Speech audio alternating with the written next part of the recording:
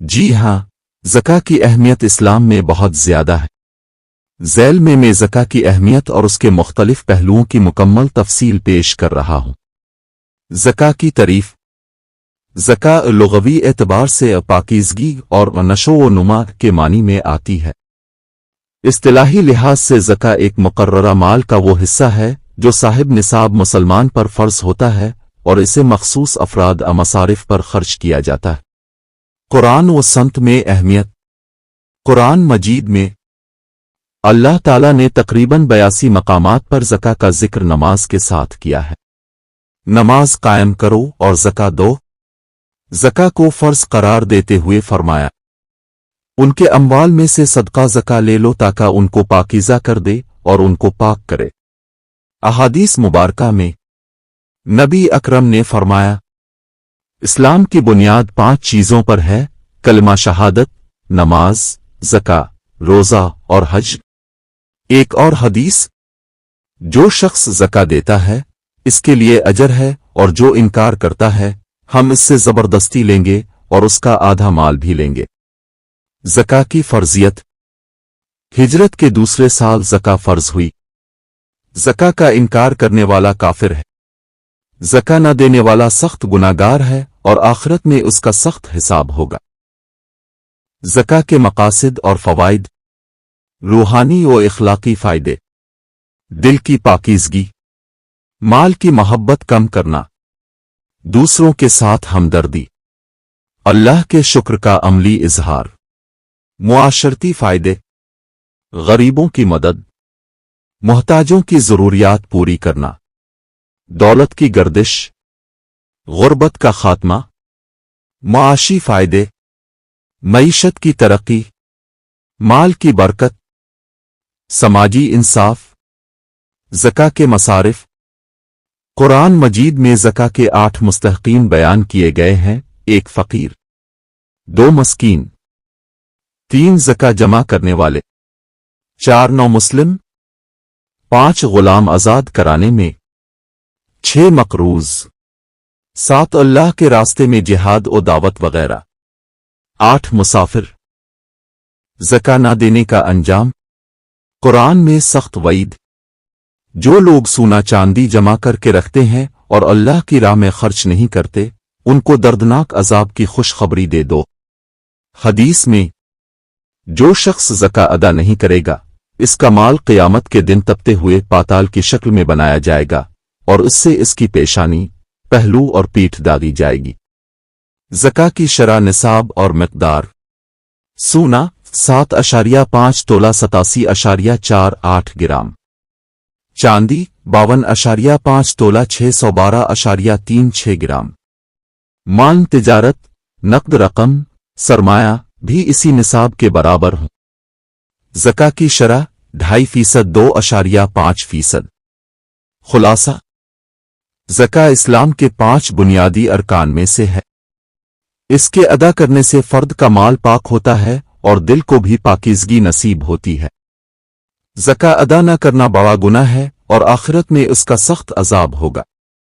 زکا دینے سے معاشرے میں مساوات اور بھائی چارہ فروغ پاتا ہے۔ اگر آپ چاہیں تو میں اس موضوع پر کوئی خاص پہلو زکا کے احکام مزید تفصیل سے بیان کر سکتا ہوں۔ یقیناً۔ آئیے یتیموں کے حقوق پر مفصل بات کرتے ہیں۔ یتیموں کے حقوق کی اہمیت۔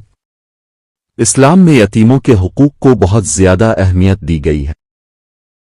قرآن و سنت میں جگہ جگہ یتیموں کے ساتھ حسن سلوک اور ان کے حقوق کی پاسداری کی تاکید کی گئی ہے۔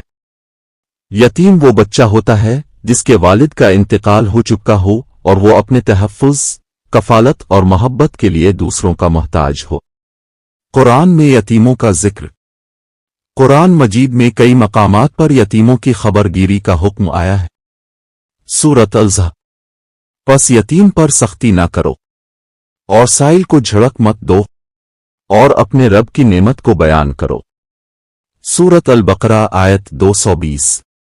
اور وہ تم سے یتیموں کے بارے میں سوال کرتے ہیں، کہہ دو ان کی اصلاح کرنا بہتر ہے۔ سورۃ النساء آیت 10۔ بے شک وہ لوگ جو یتیموں کا مال ناحق کھاتے ہیں وہ اپنے پیٹ میں آگ بھر رہے ہیں اور وہ جلد ہی جہنم میں جائیں گے۔ سنت نبوی صلی اللہ علیہ وسلم میں یتیموں کا مقام۔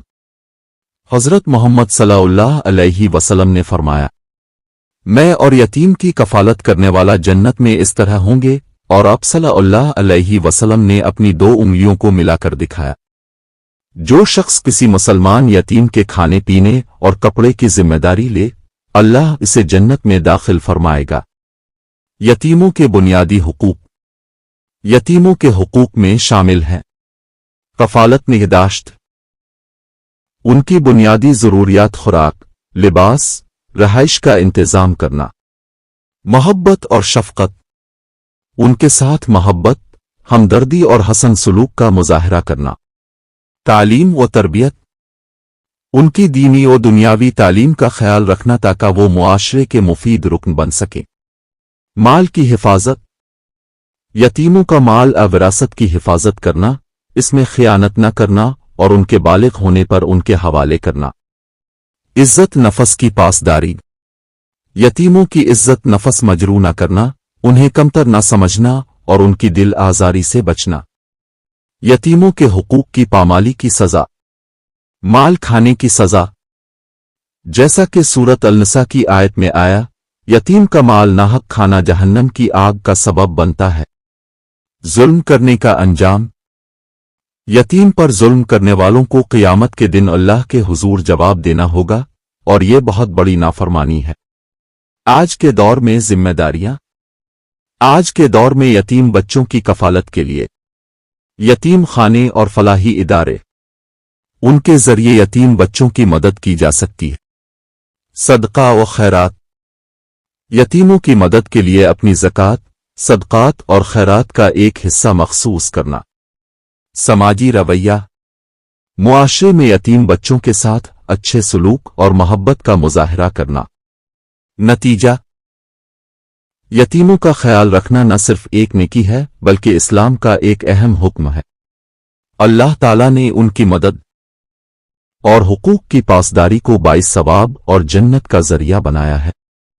ہمیں چاہیے کہ اپنے معاشرے میں موجود یتیم بچوں کی کفالت اور ان کے حقوق کی ادائیگی کو اپنا اخلاقی اور دینی فرض سمجھیں۔